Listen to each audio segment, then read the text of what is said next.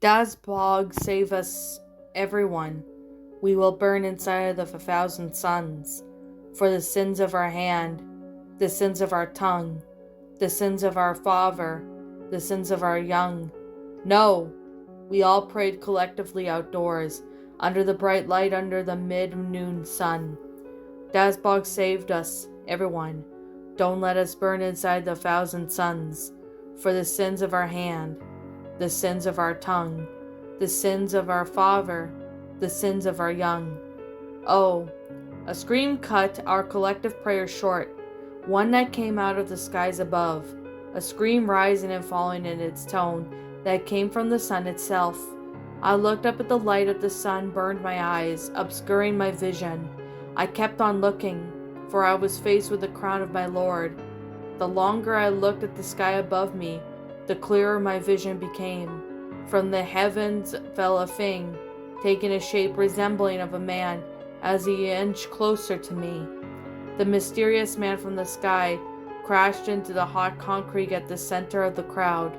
His body collided with those people below him, creating a sickening thumping sound. The crowd collectively gasped loudly. What might have been a miracle at the first turned out to be an act of the dark gods from below. The man's fall crushed to death a few of our people, as they stood right below this terror-joctacy. Moreover, closer to the eye of the beholder, it was clear as day to all that man was an abomination of sorts. His body was clumsily stitched together, different shades of skin color adorning his various body parts.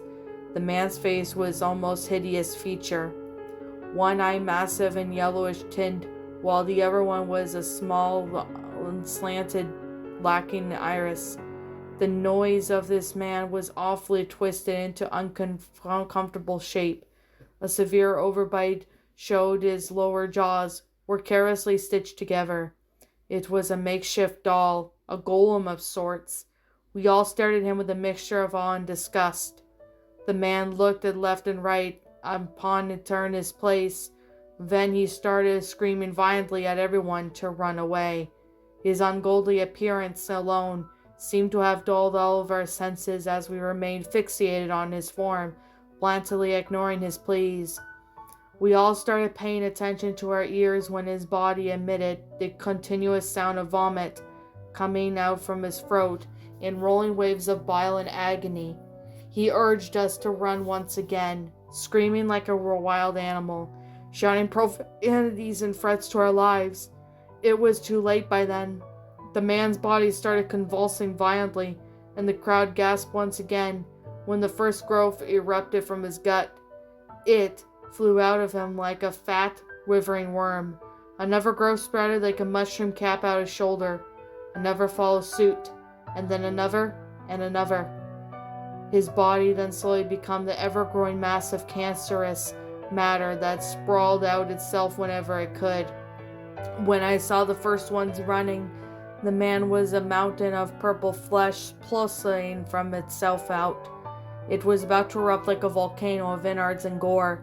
Yellow venomous lines ran across his inhuman form, with blackish liquid coursing through said lines. More people started passing by me, running from somewhere screaming. Panic gripped the crowd, but I remained transfixated on the alien creature. The fleshly made mass inflated like a balloon before contracting violently into itself, before expanding and contracting twice more. With every distant pop, the alien sound I haven't heard like the likes of before or since. The symphony of the light broke through the venomous pile. It was brighter than anything I've ever seen before. My feet moved on their own accord.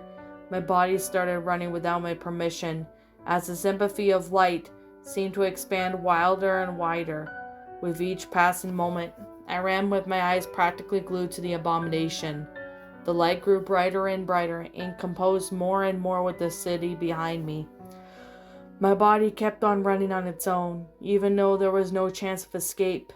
Eventually, I tore my eyes off of that thing, and I could feel the heat of the light touching the back of my neck. I knew there was no chance of survival. I knew this was the end. I could practically taste the photons forcing their way into my throat. I could hear the whistling of its unearthly fire violating my eardrums. The heat caressing my back was becoming painful. The light was blindingly close to my eyes. But then it stopped. It disappeared, as if it never existed. My feet did not dare to slow down.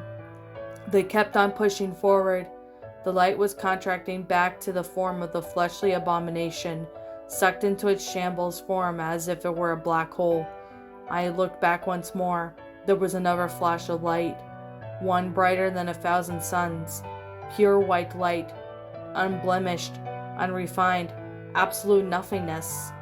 My eyes were assaulted by a million shards of burning hot glass at that moment, and my body was pushed into the scorching concrete by a shock wave blast. The cold white engulfed me, engulfed everything before I could even let out a pained scream. Everything turned out unbelievably hot. I felt myself liquefying as the radiation shredded my cellular structure. The light bled into the flash of absolute nothingness, where everything just faded into an existence beyond black emptiness. The depths of hell weren't as pitch black as the moment of nothingness.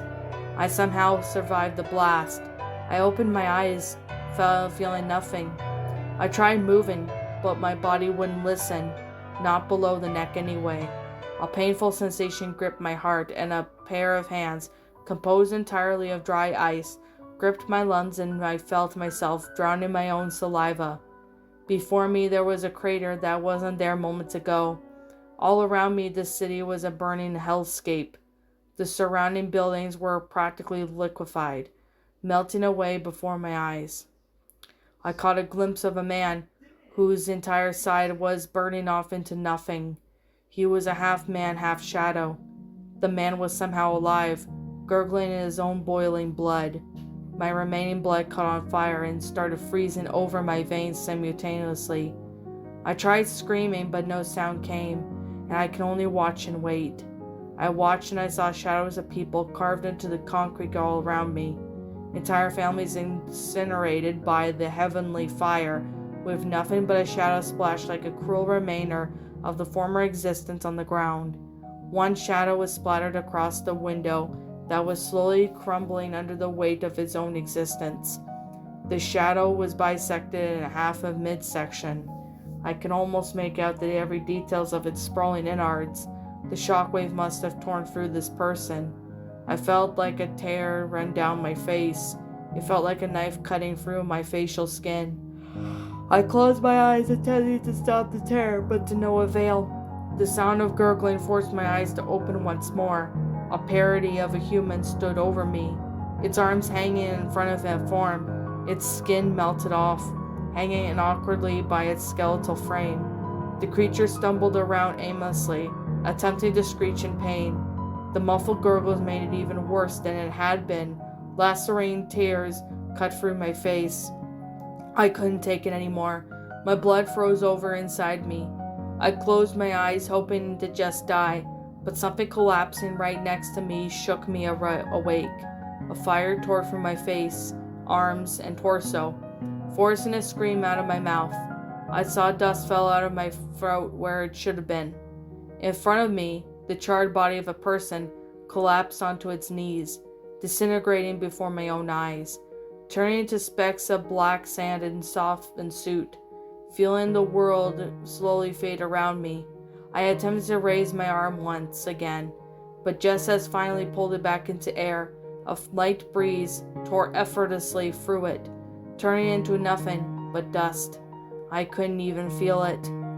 Everything went black, and I was for sure it was the end, as I could feel the scorching rays of the sun shredding what remained of my skin. The mixture of the heat and frost was finally dissipated, and I was at peace with myself finally. A deep demonic growl shook through my entire body, a light bolt of lightning. I woke up sore and shaking in my own bed. The ghoulish cry of the nuclear air raid sirens woke me up from hell to another. What's up, my pretties? It's the Lion Queen here. I want to appreciate you all for tuning into this video. And I do appreciate you guys supporting my video by giving this video likes and stuff. If you really enjoyed this video, be sure to leave a like, comment and subscribe if you're new, ring the bell for notifications to when I upload so that way you guys will get updated for whenever I upload. If you want to follow me on Twitter or DeviantArt, feel free to leave a follow on those if you are interested in following me on those socials. If you want to support my backup channel, known as Miss Dark Shigo, feel free to subscribe to it, as a link to that will also be in the About page section. And with that being said, and that being the case, thank you so much for watching, my pretties, and as always, stay pretty.